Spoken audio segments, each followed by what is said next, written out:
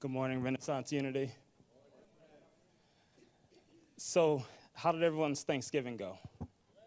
Everyone had a good Thanksgiving? So, I had an opportunity to walk in the Thanksgiving Day parade this Thursday with my niece. And I was very grateful for the opportunity because as I was on my way to get her, it was early in the morning, so about maybe 5:30 in the morning, because we had to be at Wayne State at 6 o'clock to get in procession and ready for the Thanksgiving Day parade. But my mind began to just reflect on the year and all the things that has transpired. And some of those things were very painful, and then at the same time, some of those things brought a lot of joy. And this year, I lost my aunt. And this year, or in this moment of COVID, I've watched my brother and my sister be in the hospital on ventilators, with my sister being pregnant with my niece at the same time. And in this year, or in COVID, I've also watched my mom battle with diabetes, where her A1C was at 10. And so I thought about the moments of pain and the grief that came over this year and also in this pandemic. But also in this year, there was moments of joy. I got a chance to see two of my nieces go off to college. I also got a chance to start a new job just about maybe 2 months ago. And I think probably the highlight of this year, and I'm sorry I got to do this to you, Brett, but U of M beat Ohio State and Michigan State.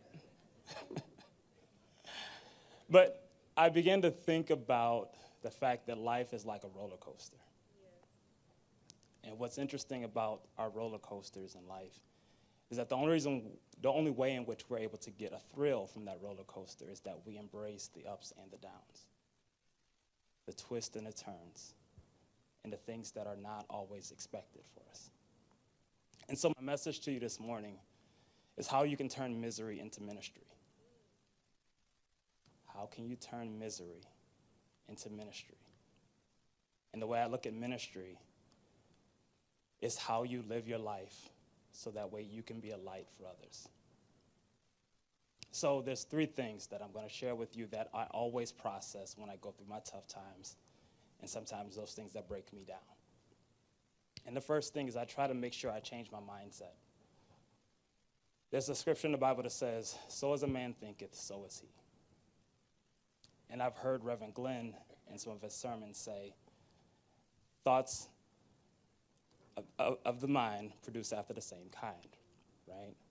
And I know that how important it is that we think, and we think on those things that are on high instead of those things that are below. Because if we allow ourselves to set in such a depression or a mindset of pain or in grief and sorrow, then we begin to slip and we begin to fade away. So I began to program myself and to think on those things that are going to bring me up and to bring me joy, so that way that I don't have to stay in a space of pain. The second thing I do is I begin to wait on God. And waiting on God for me does not look like being docile, and it doesn't mean that I'm going to sit still and not do anything. Waiting on God is serving. It's like being a server at a restaurant, meaning that I'm going to use my talents, my gifts, and all the things that God has given me to be of service to others. So a lot of the efforts that I do, that I've shared before, is in mentoring or in trying to empower people to see the best in themselves and not the worst in themselves. So I serve and I wait on him. And then there's a scripture that also reminds me that they that wait upon the Lord, he shall renew your strength. They shall mount up on wings as eagles. They shall run and not be weary. They shall walk and not faint. So I change my mindset. I wait on God. And then lastly, I trust the process. Romans 8:28 tells us, "For all things work together for the good, for those who are called by God and called according to his purpose." And if we trust in that all things work together for the good. It did not say that all things would be good. So me losing my aunt in the human realm was not a good thing or did not feel good.